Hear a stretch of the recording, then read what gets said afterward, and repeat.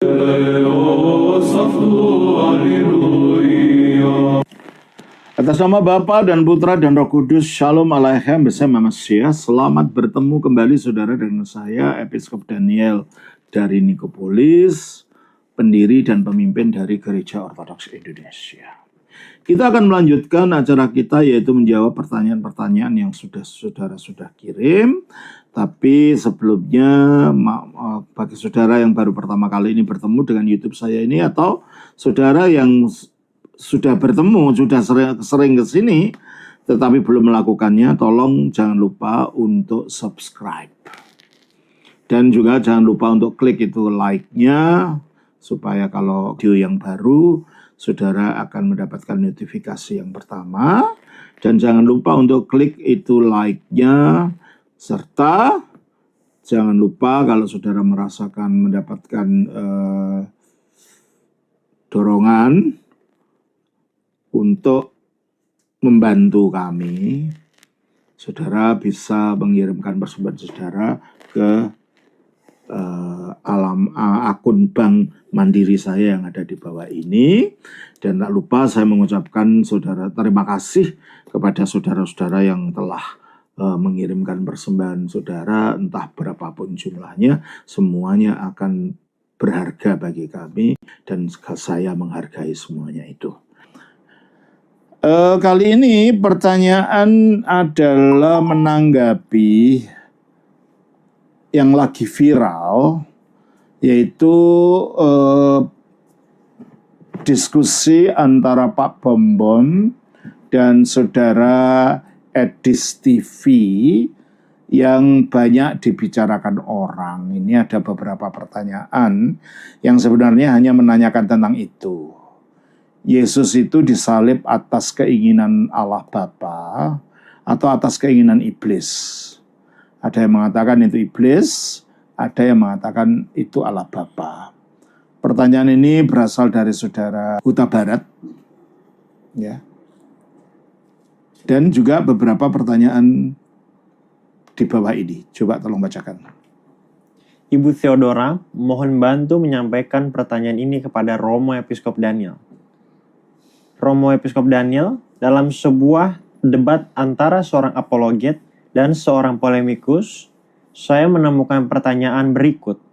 Apakah penyaliban Yesus merupakan karya Allah Bapa, atau karya iblis? Terima kasih banyak sebelumnya. Yang kedua, Shalom Romo Aji, boleh saya tanya soal yang lagi viral, yaitu mengenai penyaliban Yesus.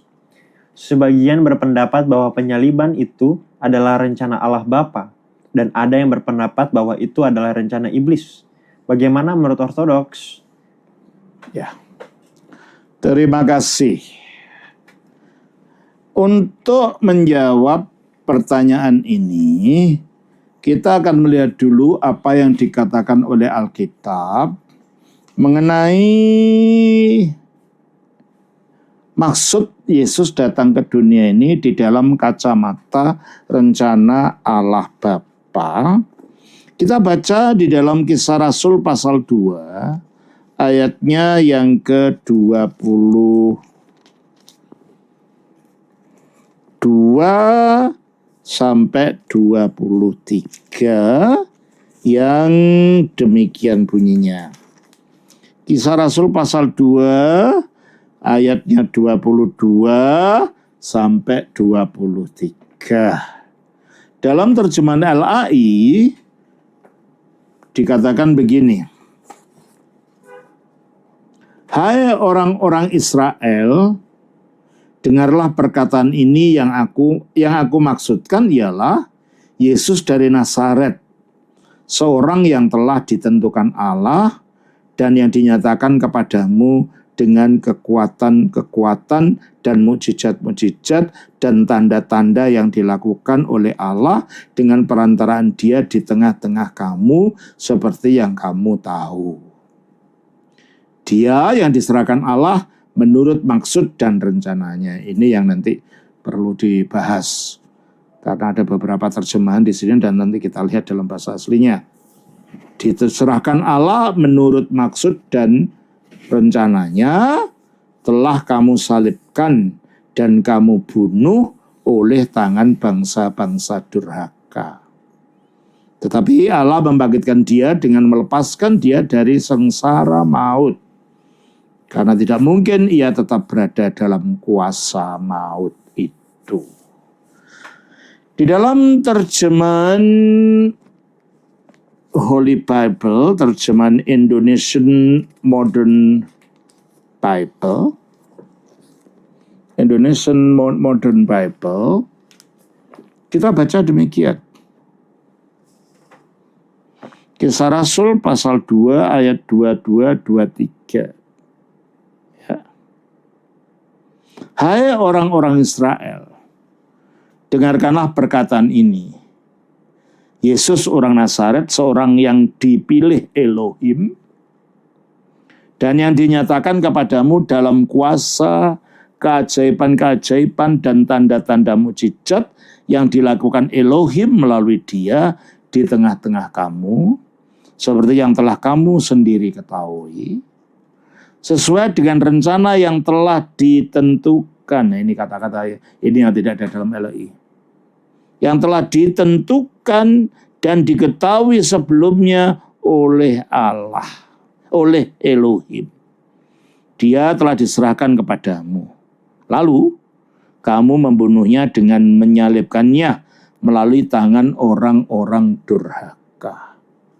Tetapi Elohim membangkitkan dia dari kematian dengan melepaskannya dari sengsara maut, karena tidak mungkin dia dikuasai oleh maut. Ini dari terjemahan ini. Lalu dari terjemahan Katolik dalam bahasa Jawa. Ya. Ini terjemahan Katolik bahasa Jawa. Bunyinya begini, nanti saya terjemahkan. Wong-wong Israel, rungokno tetembungan iki. Hai orang-orang Israel, dengarlah kata-kata ini. Sri Yesus saka Nazaret, Sri Yesus dari Nazaret, iku kuasane mungguh kowe wis katetepake dening Allah. Itu kuasanya bagi kamu telah ditetapkan oleh Allah. Kowe podo menyipati dhewe, engkau telah melihat sendiri.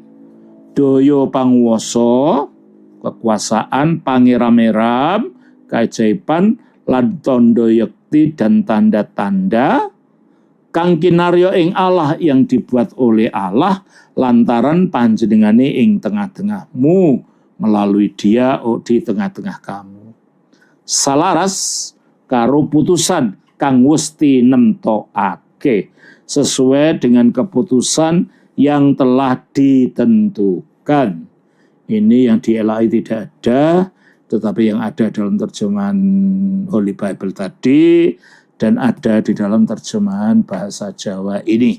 Ya, salaras karo putusan kang wis nemtokake, lan salaras karo pangertos dalem Allah, dan selaras dengan pengetahuan Allah. Kang uningo ing sadurunge, yang mengetahui sebelumnya.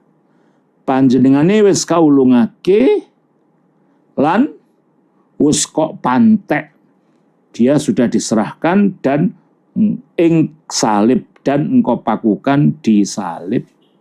Lan kok sedani dan engkau bunuh lantaran tangane wong dosa, melalui tangan orang berdosa. Nanging Gusti Allah, tetapi Allah wis akarya wungune, telah berbuat bagi bangkitnya, linuaran saka bebandaning pati, dilepaskan dari ikatan kematian, jermokal to, karena mustahil lah yen panjenengane tetap kawengku ing kuasane, kalau dia itu tetap dikuasai oleh kuasa maut tadi. Itulah terjemahan yang sama dari Alkitab bahasa Jawa terjemahan Katolik ini, dan Alkitab bahasa Indonesia terjemahan Indonesia modern ini. Dan kita lihat dalam terjemahan bahasa Inggris dari New King James Version. New King James Version yang bunyinya begini.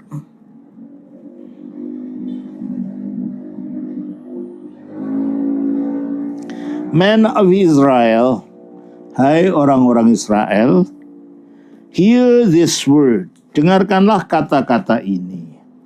Jesus of Nazareth, Yesus dari Nazaret, a man attested by God to you, seseorang yang telah ditetapkan oleh Allah bagi engkau, by miracles, dengan mujizat-mujizat, wonders, tanda-tanda heran, and signs, dan tanda-tanda, which God did through him, yang Allah lakukan melalui dia, in your midst, di tengah-tengah kamu, as you yourself also know, yang seperti engkau sendiri mengetahui.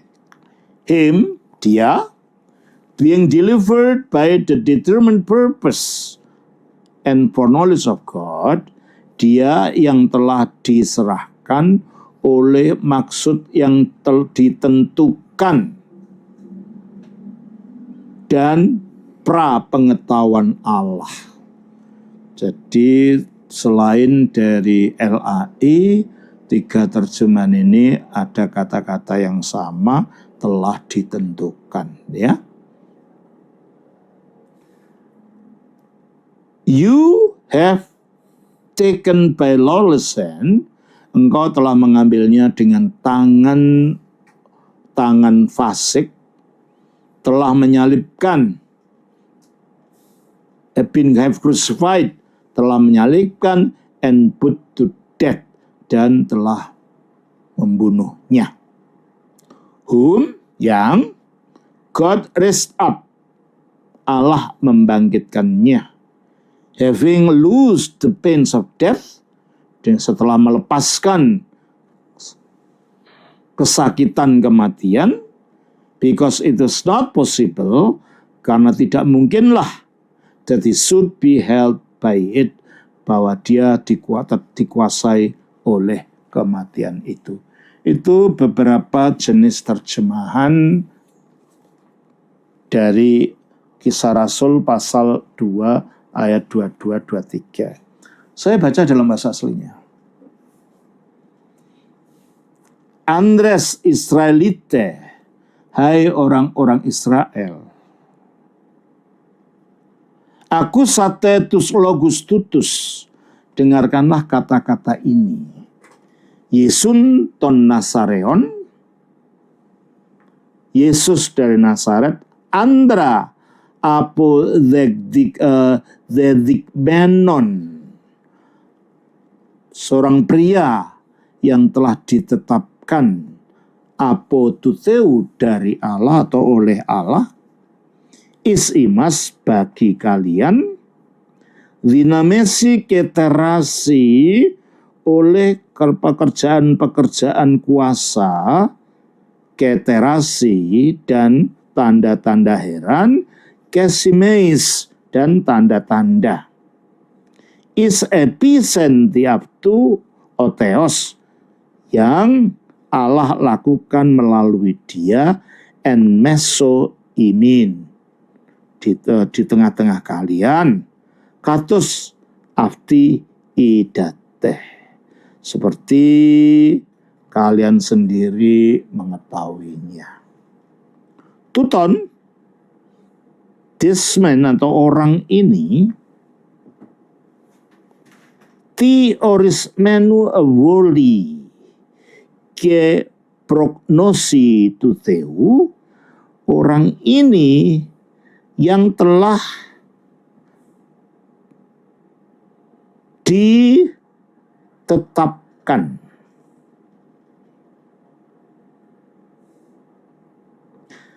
yang telah ditetapkan oleh rencana, di dalam rencana yang ditetapkan dan pra-pengetahuan Allah. Jadi ada kata-kata seperti kata-kata yang ditetapkan tadi, yang bahasa Yunani adalah orismeni, yang tidak ada di dalam terjemahan LAI. Ya. Exoton telah diserahkan via chiros anomion melalui tangan-tangan orang fasik, prospixantes,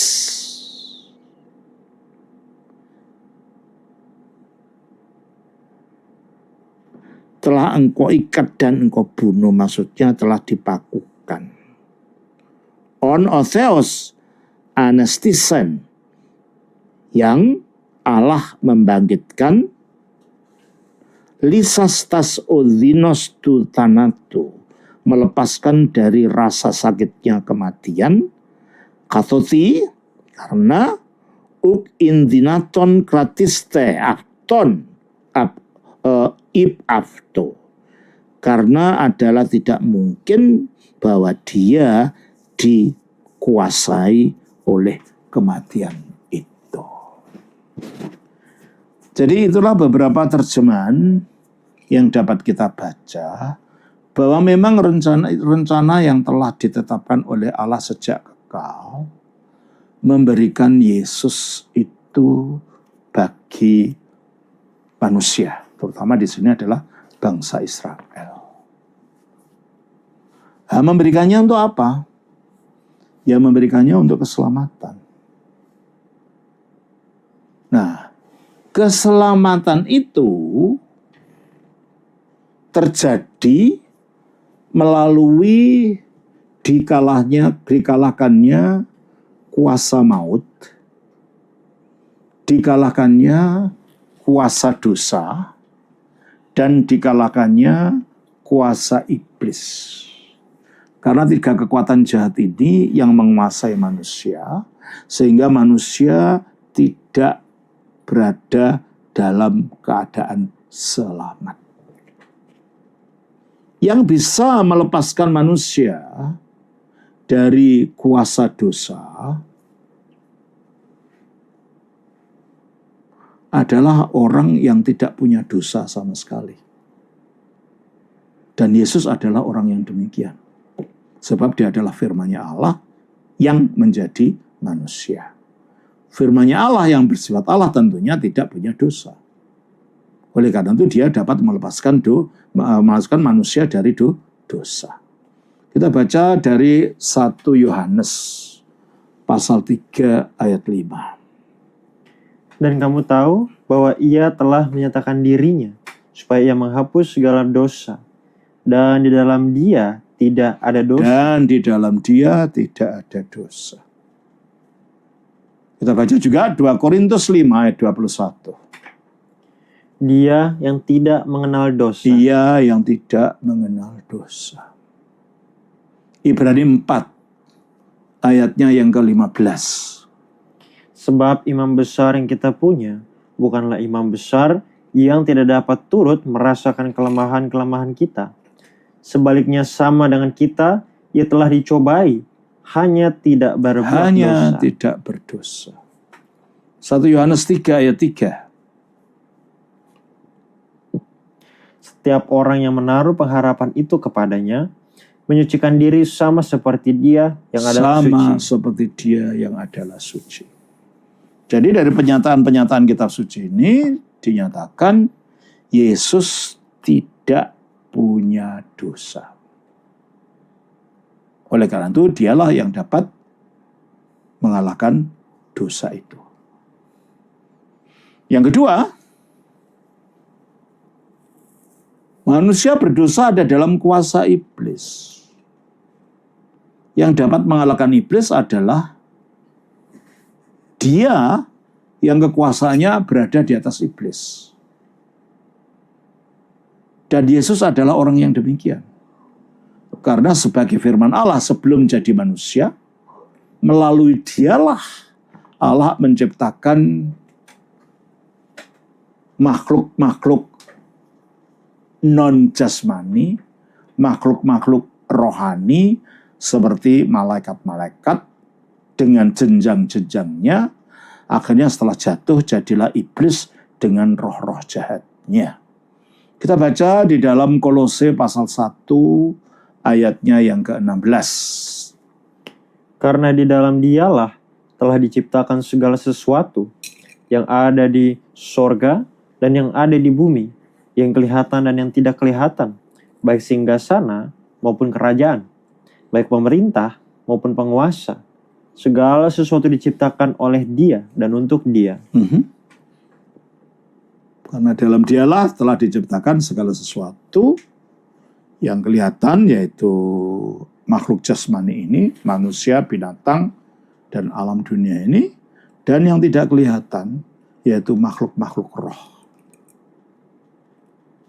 Yang kelihatan dan yang tidak kelihatan di bumi maupun di surga. Itulah malaikat yang jenjang-jenjangnya disebutkan di situ apa tadi? Baik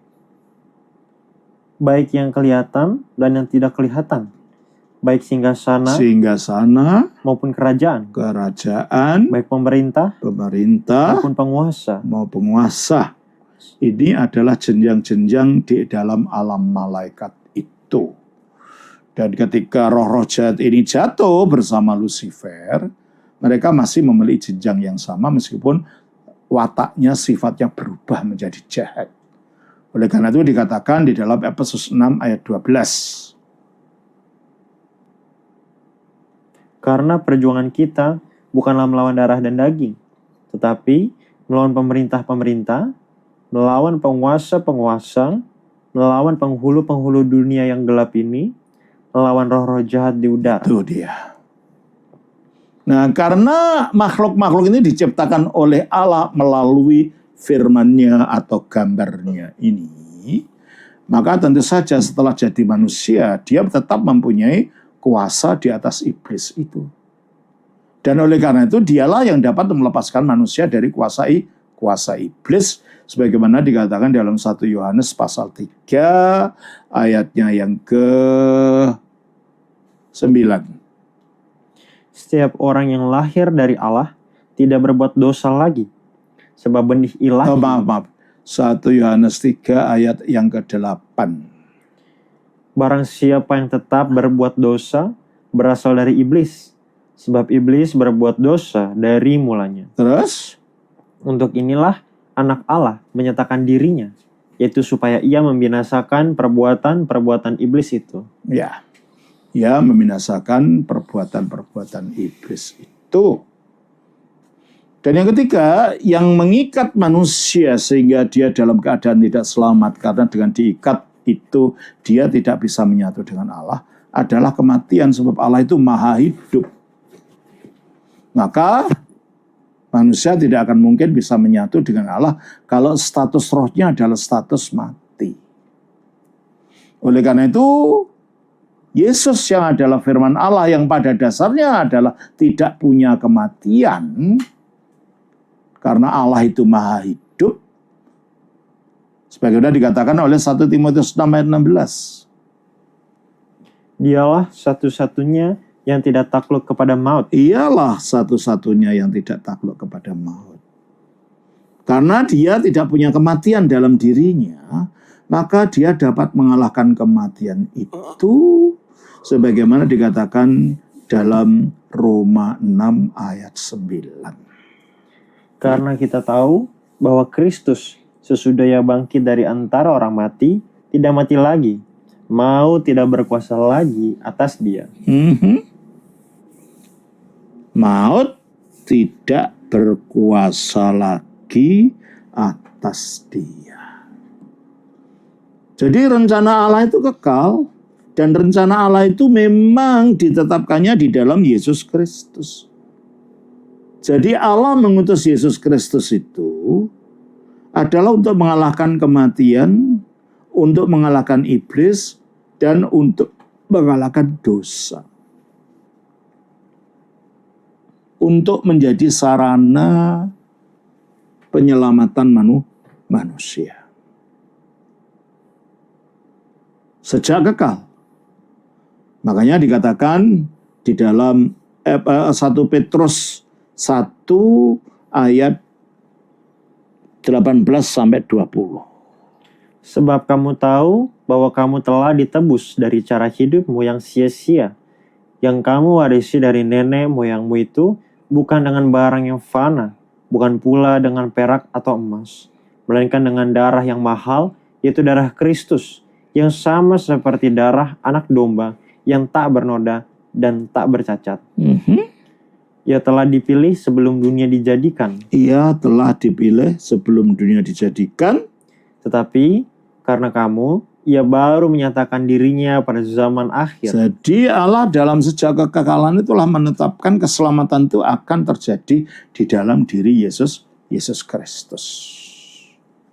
Berarti kalau dikatakan di dalam Kisah Rasul 2 ayat 23 ini, bahwa Yesus telah, ayat 22 ya, 23, telah diserahkan oleh maksud Allah yang telah ditetapkan dan prapengetahuannya, diserahkannya untuk keselamatan. Dan bukan semata-mata Allah menyerahkan tujuannya untuk supaya dia disalib. Tapi dia tahu penyaliban itu akan terjadi sebab dia memiliki prapengetahuan, prognosi. Pengetahuan yang sebelumnya, yang di dalam terjemahan bahasa Jawa tadi dikatakan begini, ya. Salaras karo putusan kang wusti nemtokake, sesuai dengan keputusan yang telah ditentukan, lan salaras karo pangertos dalem Allah kang uninga ing sadurunge. Uninga ing sadurunge artinya mengetahui sebelumnya. Jadi dia mengetahui apapun yang terjadi ketika Yesus, firman Allah dikirim ke dunia, dia mengetahui bahwa akan terjadi penyaliban. Tetapi itu bukan tujuannya. Tujuannya Allah bukan untuk mengirim Yesus disalib.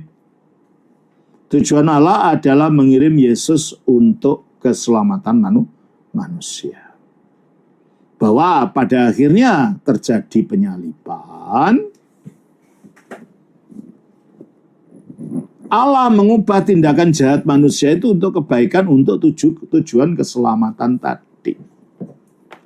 Tapi tindakan penyaliban itu bukan maksudnya Allah.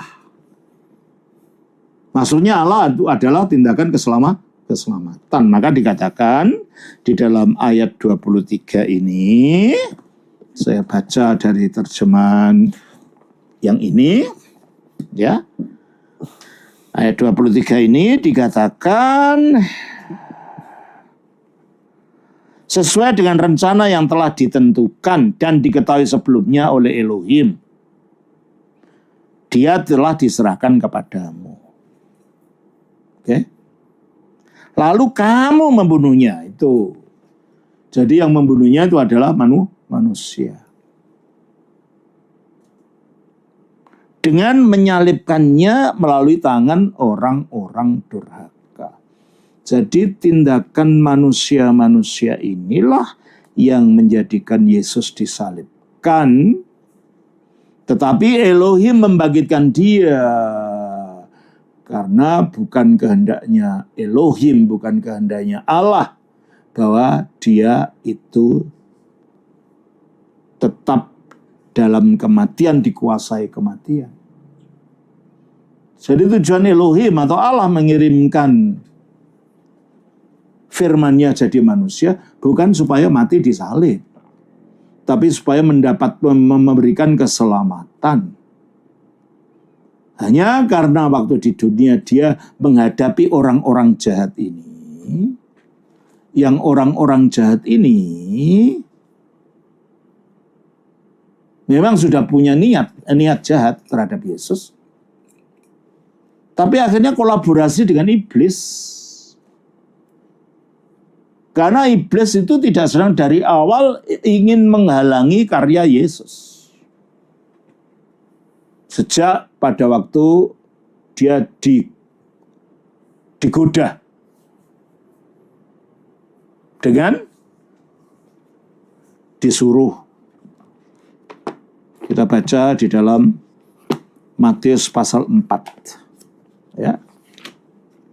Matius pasalnya yang keempat. Ketika Yesus dicoba oleh iblis. Mengapa dia dicobai? Ya, karena pada saat itu dia berfungsi sebagai Adam yang akhir. Untuk menggenapi tujuan penciptaan Adam. Nah, iblis berpikir,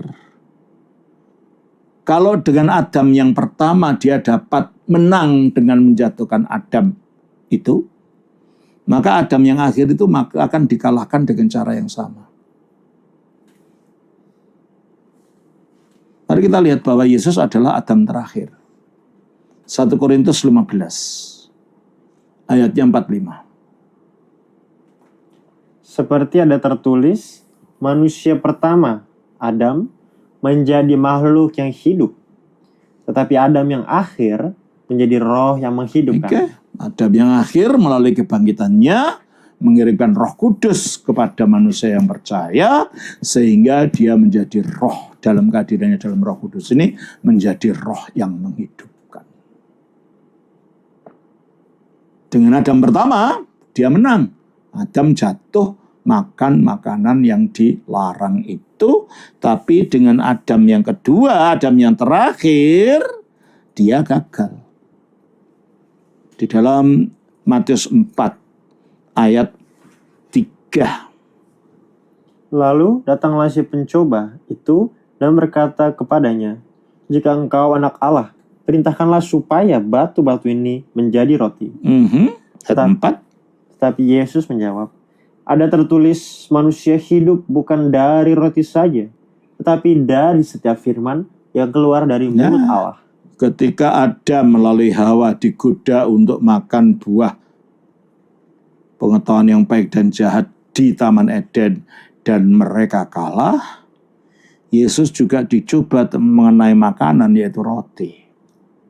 Tapi iblis tidak bisa mengalahkan Yesus, karena Yesus mengatakan ketika disuruh untuk membuat batu menjadi roti, dia menjawab, manusia hidup bukan oleh roti saja. Iblis kalah. Ayat yang kelima dari Matius 4 ini, kemudian iblis membawa dia ke kota kudus dan menempatkannya di atas puncak bait suci. Lalu ia berkata kepadanya, jika engkau putra Elohim, jauhkanlah dirimu ke bawah, karena ada tertulis bahwa dia akan memerintahkan para malaikatnya bagimu, dan mereka akan menatang engkau di atas tangannya agar jangan kamu membentur batu. Dicoba dengan kesombongan, menunjukkan kekuasaan. Dalam kitab Kejadian, Adam dicoba untuk menjadi seperti Allah. Sama-sama sombongnya. Adam kalah. Dan Hawa, Yesus menang.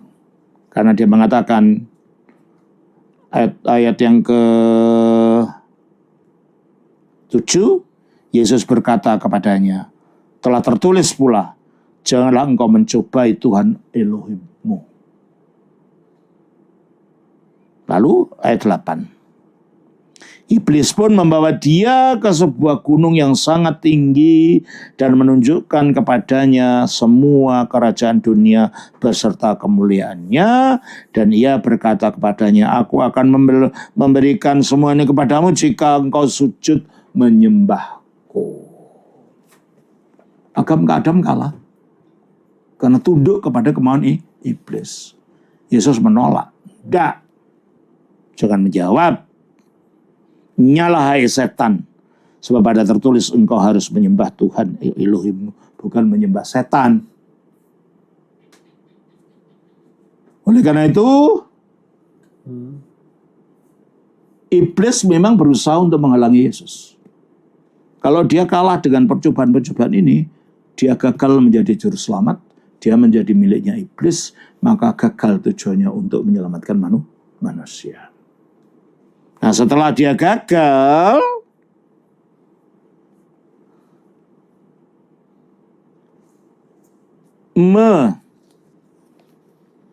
mencobai Yesus di situ, kita baca di dalam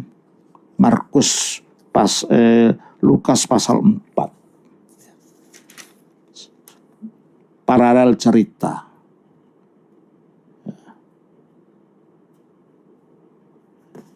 Ayat 13. Setelah dia gagal, setelah mengakhiri semua pencobaan itu, iblis pergi daripadanya menunggu waktu yang tepat. Dia tidak menyerah juga. Nah, itulah akhirnya dia ingin terus berada di dekat Yesus dengan jalan merasuk salah satu pengikutnya, yaitu Yudas Iskariot. Kita baca di dalam Yohanes 6 ayat 70. Jawab Yesus kepada mereka, "Bukankah aku sendiri yang telah memilih kamu yang 12 ini? Namun seorang di antaramu adalah iblis."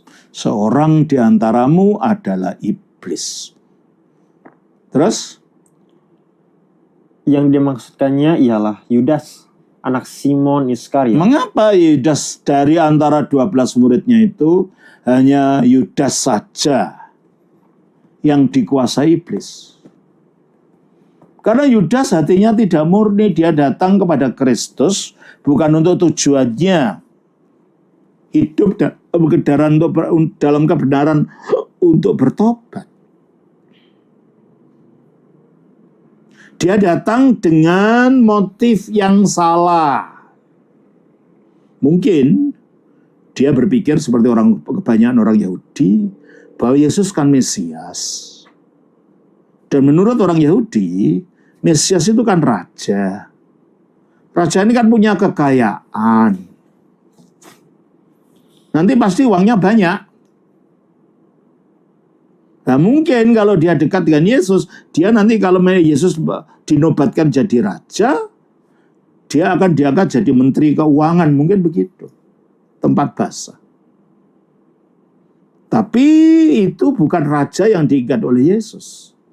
Kita baca dari Yohanes pasal 6. Ayatnya yang ke-15. 15.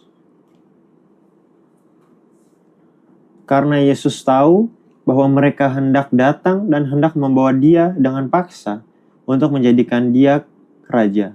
Ia menyingkir pula ke gunung seorang diri. Ya, dia menyingkir, dia tidak mau dipaksa jadi raja.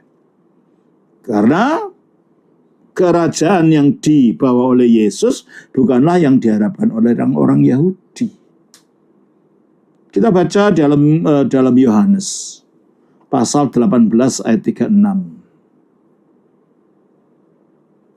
Jawab Yesus, "Kerajaanku bukan dari dunia ini." Kerajaanku bukan dari dunia ini. Terus? Pasti jika kerajaanku dari dunia ini, pasti hamba-hambaku telah melawan, supaya aku jangan diserahkan kepada orang Yahudi. Tetapi kerajaanku bukan dari sini. Nah, kerajaannya bukan dari dunia ini. Jadi Yudas Iskariot kecewa karena selama ini dia tidak jujur. Dia menjadi bendahara pemegang uang dari rombongan ini. Rombongannya Yesus dan murid-muridnya. Coba kita baca di dalam pasal 12 ayat 6.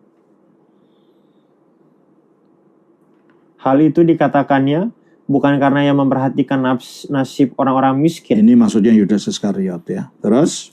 Melainkan karena ia adalah seorang pencuri. Ia sering mengambil uang yang disimpan dalam kas yang dipegangnya. Ya, dekat dengan sang guru tapi hatinya jahat. Niatnya dekat karena dipikir sang guru ini akan jadi raja dan dia akan diangkat sebagai bendahara. Dia akan diangkat menjadi menteri keuangan, mungkin gitu. Akhirnya dia kecewa ketika diketahui bahwa sang guru ini bukan menjadi raja yang diinginkan. Dan dalam hatinya tidak ada pertobatan, itulah akhirnya ketika menjelang akhir pelayanan Yesus, ketika Yesus pada malam terakhir itu hendak mengadakan perjamuan bersama murid-muridnya, dikatakan di dalam Yohanes 13 ayat 2. Mereka sedang makan bersama dan iblis telah membisikkan rencana dalam hati Yudas Iskariot. Iblis membisikkan rencana untuk menggagalkan karya Yesus. Nah, Yudas dibisikin itu, maka keserakahan yang makin menjadi-jadi. Mungkin daripada aku nggak dapat apa-apa kalau dia nggak menjadi raja, lebih baik dia aku jual saja supaya aku dapat uang. Padahal Yesus sudah mengingatkan berulang-ulang kan dari awal. Salah satu di antaramu adalah iblis. Kalau dia sadar, oh iya ini yang dimaksud adalah aku. Dia akan bertobat tapi dia nggak mau. Jadi selama itu hatinya dikuasai oleh iblis. Dan iblis mengikuti Yesus kemana-mana di dalam diri Yudas. Kita baca di dalam Yohanes pasal 6 ayat 26 sampai 27. Yesus menjawab mereka, "Aku berkata kepadamu, sesungguhnya kamu mencari aku bukan karena kamu telah melihat tanda-tanda." Yohanes bukan. Yohanes 13 ayat 26-27. Jawab Yesus, "Dialah itu yang kepadanya aku akan memberikan roti." Coba ayat 25. Murid yang duduk dekat Yesus itu berpaling dan berkata kepadanya, "Tuhan, siapakah itu?" Ya, siapa yang akan mengkhianati kamu? Terus? Jawab Yesus, "Dialah itu yang kepadanya aku akan memberikan roti sesudah aku mencelupkannya." Ya, seharusnya Yudas sadar kan? Yang dimaksud aku. Toh tidak mau bertobat. Berarti dia membiarkan dirinya dikuasai oleh iblis ini dari awal gitu loh. Terus? Sesudah berkata demikian, ia mengambil roti, mencelupkannya dan memberikannya kepada Yudas anak Simon Iskariot. Oke. Dan sesudah Yudas menerima roti itu, ia kerasukan iblis. Nah, ia kerasukan bukan hanya dibisikin lagi. Lalu? Maka Yesus berkata kepadanya, "Apa yang hendak kau perbuat, perbuatlah dengan sudah tahu apa yang diperbuat oleh Yudas ini. Diingatkan toh nggak bertobat. Luar biasa ya. Ada orang yang bisa keras kepala seperti ini. Terus? Dan dia pergi ke para pemimpin agama menjual Yesus oleh dorongan iblis. Jadi iblis memang berniat untuk mencelakakan Yesus. Berniat untuk menghalangi Yesus. Nah, Allah Bapa yang mengutus firman-Nya turun ke dunia itu tujuannya untuk keselamatan. Membalikkan niatnya iblis itu untuk tujuan yang dimaksud bagi keselamatan. Itu seperti halnya dengan saudara-saudara Yusuf yang menjual Yusuf ke Firaun.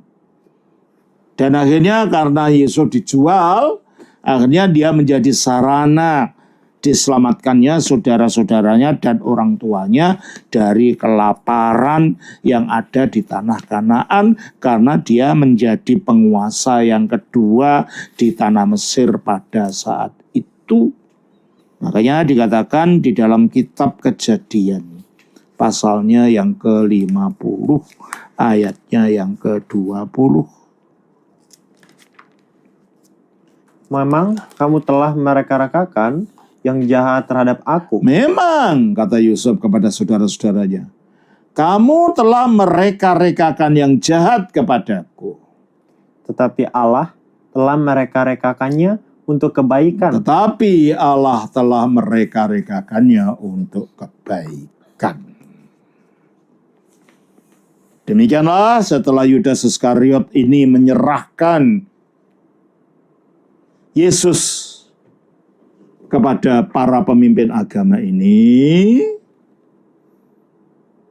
yang akhirnya Yesus dibunuh atas provokasi dari para pemimpin agama ini. Disitulah akhirnya Yesus disalibkan. Jadi Allah Bapa mengirimkan Yesus bukan untuk mati di salib, tapi untuk tujuan keselamatan. Tetapi iblis menimbrung, dia nggak mau Yesus berhasil dalam keselamatannya. Dipikir dia dapat menghancurkan Yesus, pertama melalui pencobaannya, kedua melalui usaha pengkhianatan yang dilakukan oleh muridnya, dan mati di kayu salib. Jadi matinya di kayu salib ini merupakan kolaborasi antara keinginan iblis menggagalkan Yesus dan hasut daripada para pemimpin agama pada saat itu. Jadi itu. Dan sebenarnya si para penguasa ini dan iblis tidak sadar apa yang mereka lakukan itu malah dibuat oleh Allah untuk tujuan kebaikan. 1 Korintus 2 ayat 8 dan 9. Tidak ada dari penguasa dunia ini. Penguasa dunia itu maksudnya iblis ya. Tidak ada, dan roh-roh jahatnya. Dan manusia yang berkuasa waktu itu. Tidak ada dari penguasa dunia ini yang mengenalnya. Yang mengenalnya secara sungguh-sungguh. Sebab kalau sekiranya mereka mengenalnya, terus mereka tidak menyalibkan Tuhan yang mereka mulia. tidak akan menyalibkan dia. Kenapa? Dengan penyalibannya itu hancurlah kuasanya, gitu loh. Allah membalikkan penyaliban itu yang bagi mereka adalah tujuan untuk menggagalkan karya keselamatannya. Tapi oleh Allah dibalik untuk kebaikan, sehingga dengan kematiannya itu bukan merupakan akhir daripada karya Yesus, tapi itu justru untuk menggenapi rencana Allah bagi keselamatan manusia. Makanya kematiannya akhirnya dinyatakan di dalam Filipi pasal 2 ayat 8. Dan dalam keadaan sebagai manusia, ia telah merendahkan dirinya. Ia merendahkan dirinya. Dan taat sampai mati, bahkan sampai mati di kayu salib. Jadi kematiannya itu bukan karena kegagalan. Itu diubah menjadi ketaatan. Iblis menghendaki yang jahat, menghentikan karyanya, tetapi di dalam ketaatannya, Yesus mengubah itu menjadi jalan kemenangan terhadap dosa. Kenapa? Intinya dosa awalnya adalah ketidaktaatan, yaitu ketika Adam dan Hawa diperintahkan oleh Allah jangan makan buah pohon pengetahuan baik dan jahat, tapi ternyata mereka memakannya. Sebab kalau engkau makan, engkau akan mati. Gitu ya. Kejadian 2 ayat 16-17. Dan mereka melanggar, maka kematian menimpa mereka. Disitulah intinya dosa itu awalnya. Ketidaktaatan. Itulah sebabnya cara mengalahkan ketidaktaatan yang adalah intinya dosa adalah ketaatan. Maka apa yang dilakukan iblis melalui rencana jahat manusia ini, yaitu menyalibkan Yesus, berubah menjadi jalan keselamatan. Karena di situ Yesus menjadikan itu sebagai sarana ketaatan mutlak. Oleh karena itu dikatakan di dalam Roma 5 ayat 19. Jadi, sama seperti oleh ketidaktaatan satu orang, Yaitu Adam. semua orang telah menjadi orang berdosa. Semua orang telah menjadi orang berdosa. Demikian pula, oleh ketaatan satu orang, Yaitu Yesus di atas salib itu. semua orang menjadi orang benar. Itu. Sehingga penyaliban Yesus diubah menjadi sesuatu yang baik, menjadikan rencana Allah yang memang untuk mengirim Yesus untuk keselamatan menjadikan realita. Apakah iblis berjasa? Tidak. Karena dia tidak tahu bahwa itu efeknya. Coba kita baca lagi di dalam 1 Korintus 2 ayat 8 tadi.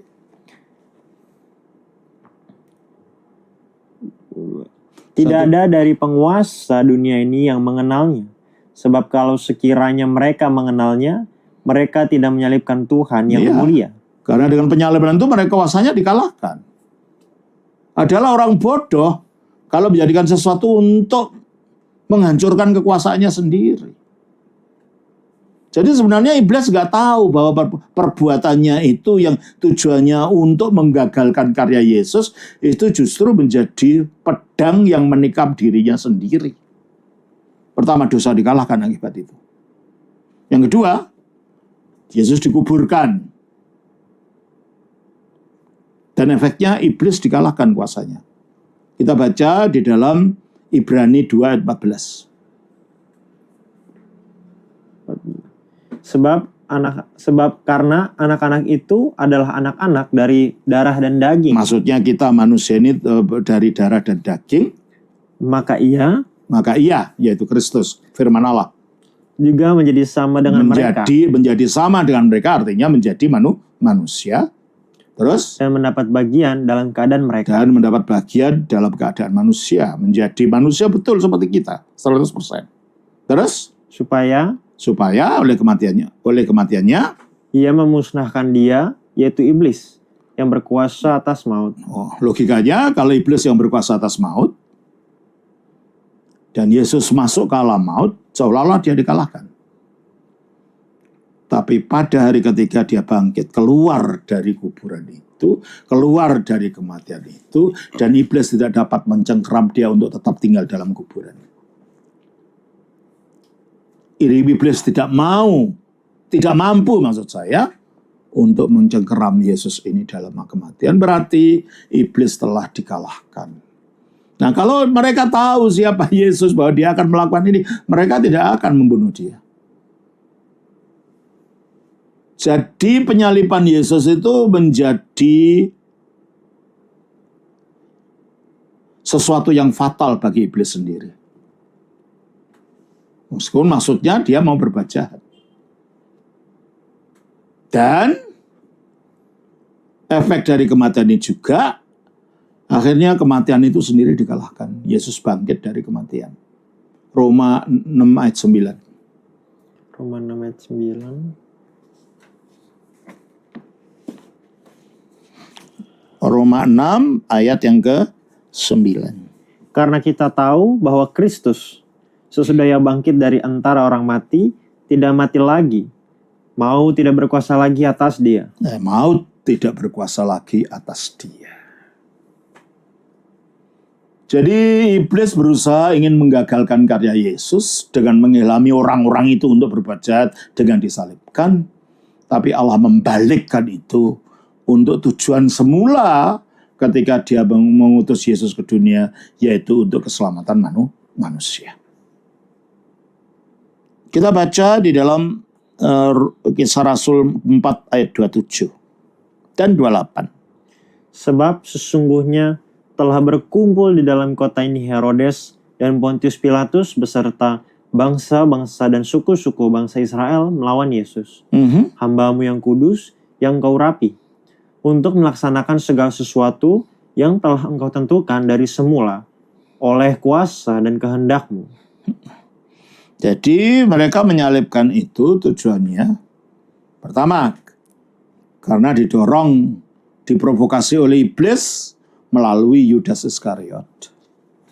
Yang kedua, dengan cara itu Allah mengubah perbuatan jahat itu menjadi kebaikan, sehingga apa yang mereka lakukan itu diubah oleh Allah menjadi sarana rencana keselamatan bagi manusia. Terus kita baca juga di dalam Kisah Rasul 13 ayat 27 sampai 29. Sebab penduduk Yerusalem dan pemimpin-pemimpinnya tidak mengakui Yesus dengan menjatuhkan hukuman mati atas Dia. Mereka menggenapi perkataan nabi-nabi yang dibacakan setiap hari Sabat. Ya, memang nabi-nabi menyatakan di dalam Mazmur 22 ayat 16-17, Daud mengatakan bahwa Mesias itu nanti akan ditusuk tangan dan kakinya, disalibkan. Kita baca dalam Mazmur 22 ayat 16-17. Kekuatanku kering seperti beling, lidahku melekat pada langit-langit mulutku, dan dalam debu maut kau letakkan aku.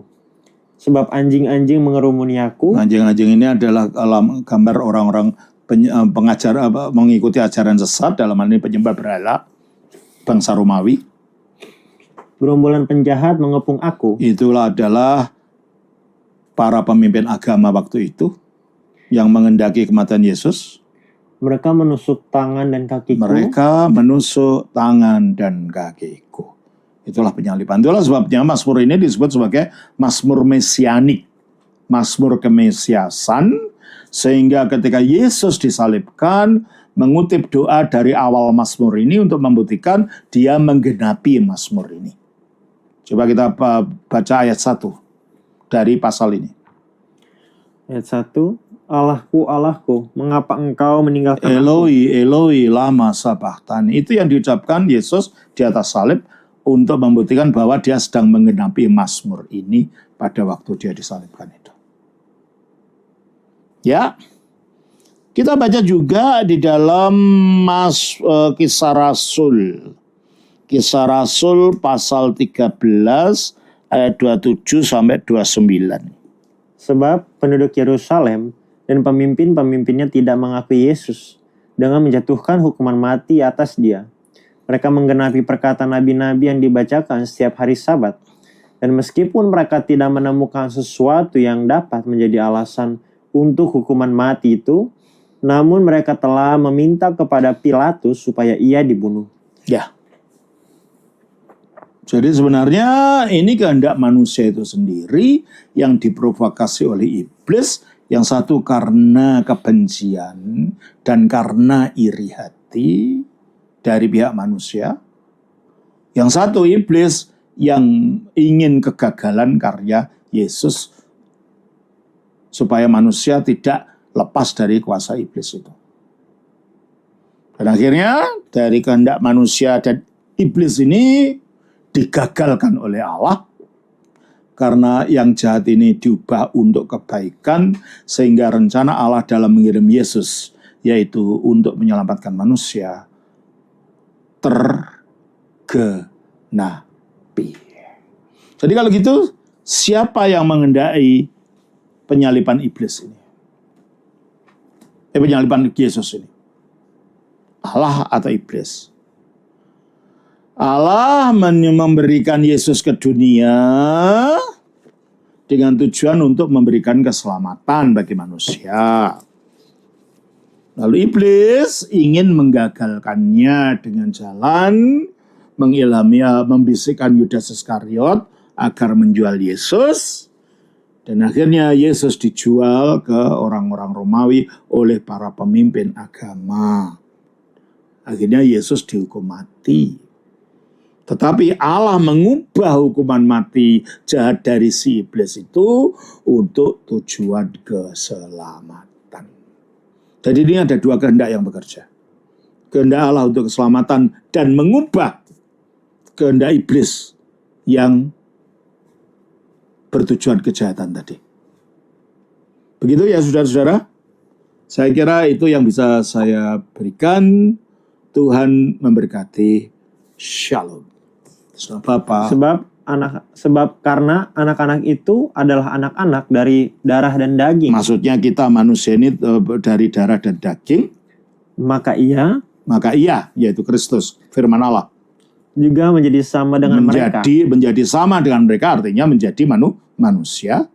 Terus? Dan mendapat bagian dalam keadaan mereka. Dan mendapat bagian dalam keadaan manusia. Menjadi manusia betul seperti kita. 100%. Terus? Supaya oleh kematiannya ia memusnahkan dia, yaitu iblis, yang berkuasa atas maut. Logikanya kalau iblis yang berkuasa atas maut dan Yesus masuk ke alam maut, seolah-olah dia dikalahkan. Tapi pada hari ketika dia bangkit, keluar dari kuburan itu, keluar dari kematian itu, dan iblis tidak dapat mencengkeram dia untuk tetap tinggal dalam kuburan.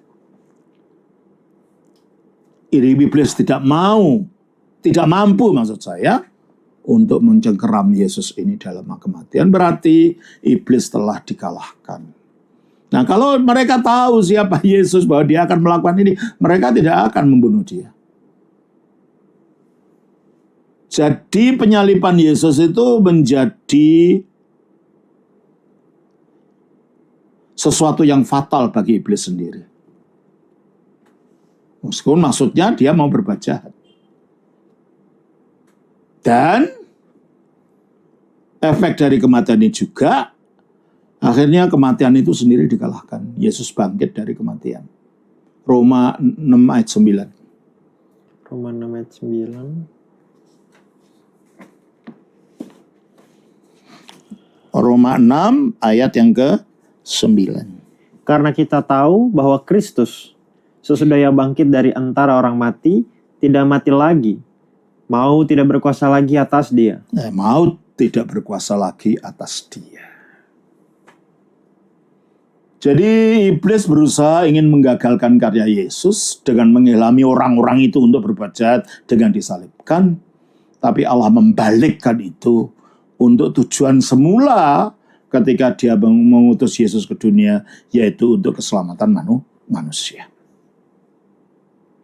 Kita baca di dalam Kisah Rasul 4 ayat 27 dan 28.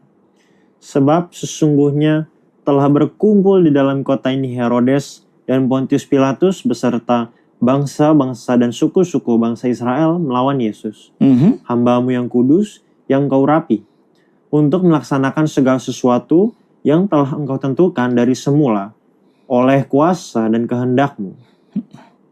Jadi mereka menyalibkan itu tujuannya, pertama, karena diprovokasi oleh iblis melalui Yudas Iskariot. Yang kedua, dengan cara itu Allah mengubah perbuatan jahat itu menjadi kebaikan, sehingga apa yang mereka lakukan itu diubah oleh Allah menjadi sarana rencana keselamatan bagi manusia. Terus kita baca juga di dalam Kisah Rasul 13 ayat 27 sampai 29. Sebab penduduk Yerusalem dan pemimpin-pemimpinnya tidak mengakui Yesus dengan menjatuhkan hukuman mati atas dia. Mereka menggenapi perkataan nabi-nabi yang dibacakan setiap hari Sabat. Ya, memang nabi-nabi menyatakan di dalam Mazmur 22 ayat 16-17, Daud mengatakan bahwa Mesias itu nanti akan ditusuk tangan dan kakinya, disalibkan. Kita baca dalam Mazmur 22 ayat 16-17. Kekuatanku kering seperti beling, lidahku melekat pada langit-langit mulutku, dan dalam debu maut Kau letakkan aku.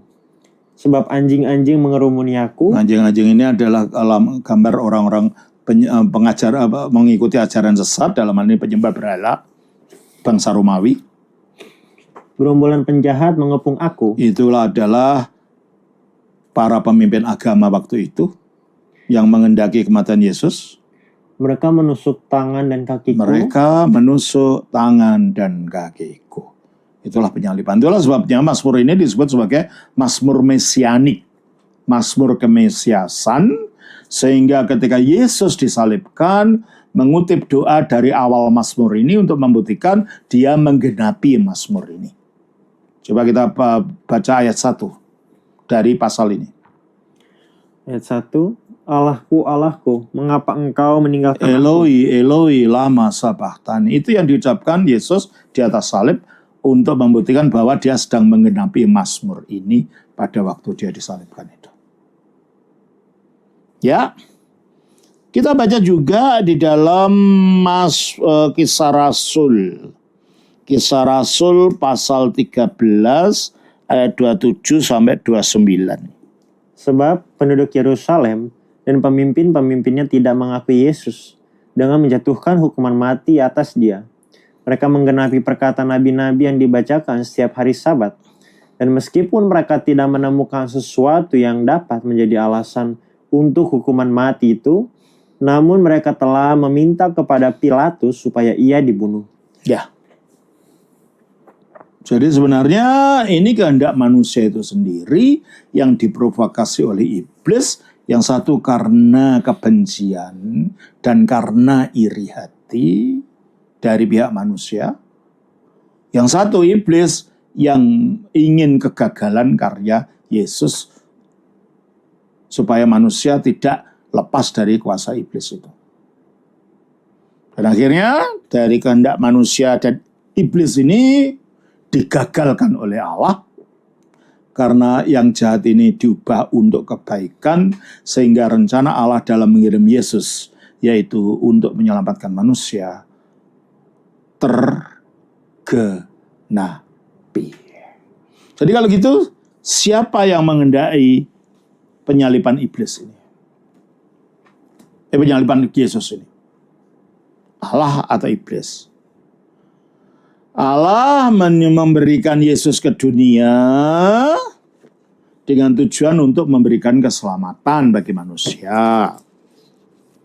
Lalu iblis ingin menggagalkannya dengan jalan membisikkan Yudas Iskariot agar menjual Yesus.